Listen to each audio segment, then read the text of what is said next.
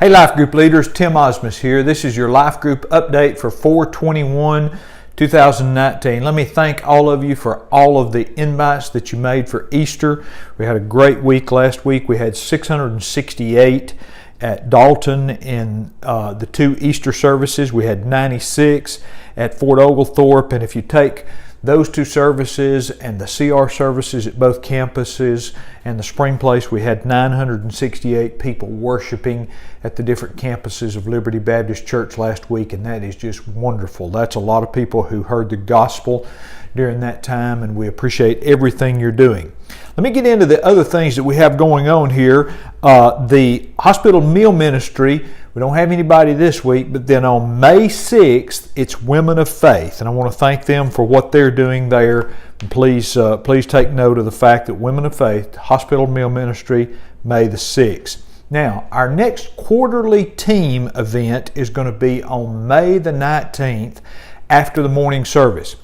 Now take note of what I'm going to be doing at this one. I want to meet with the teachers and the assistants only in this quarterly meeting. I want to do a strategy session with our teachers and our assistant teachers and just talk about how things are going and how they're set up in Sunday school and just kind of go over our structure a little bit.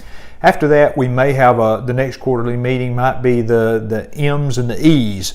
I'm not sure what we'll do there, but I do know that I want to have a very focused quarterly team meeting. So if you're a teacher or an assistant, please make note of May the 19th, right after the 11 o'clock or the 10 o'clock service, which will be at about 11:15 when we'll start.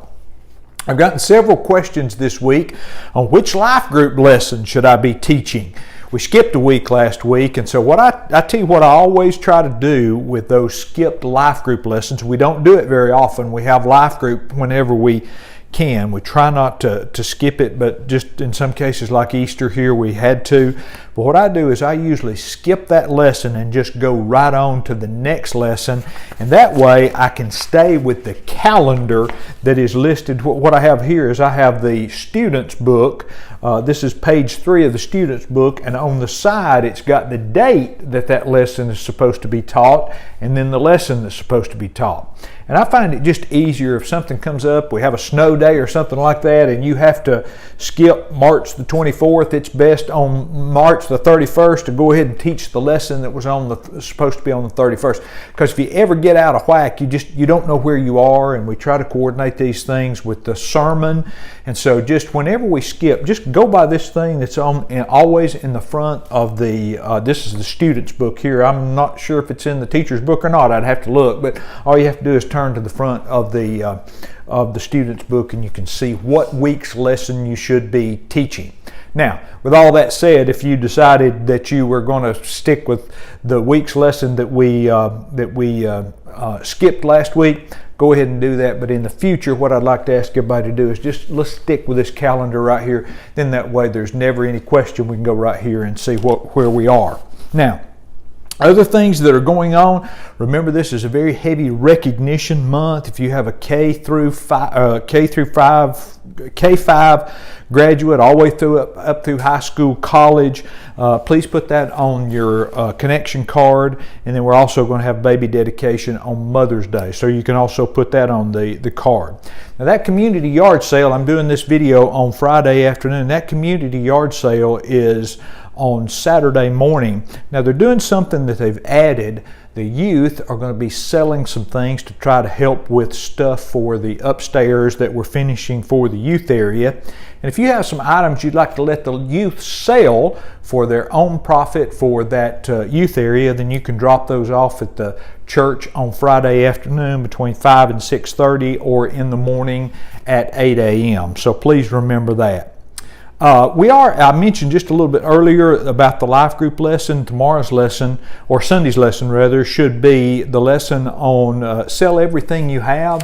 I think that's going to be an interesting lesson. This is a lesson that is in Matthew, Mark, and Luke. So the Lord thought this was a very important thing to talk about.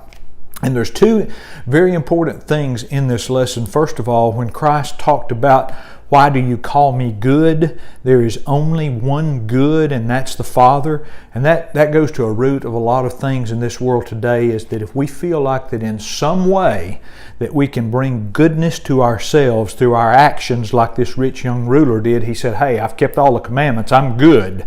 But there is only one good, and that's the Father. And the only way that we can have goodness is if the Father gives us that good through His Son's death on the cross. And then the other thing is when He told the young man, hey, go and sell everything you have, and the young man went away sorrowful.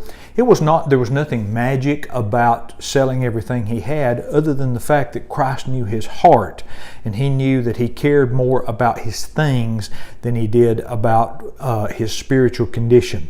And I think the thing that we talked about in our roundtable on Wednesday night was the sentence that we need to complete is, Lord, I will do anything for you except. In this young man's case, it was, I will do anything for you except sell everything I have and come follow you. We all might have a possible except. And I think that's one of the things we need to emphasize with our students this week as we talk about what is that thing in our life that it would be hard for us to say, Lord, I'll give this up so I can follow you. Hope you enjoyed the lesson this week, and I look forward to seeing you on Sunday morning.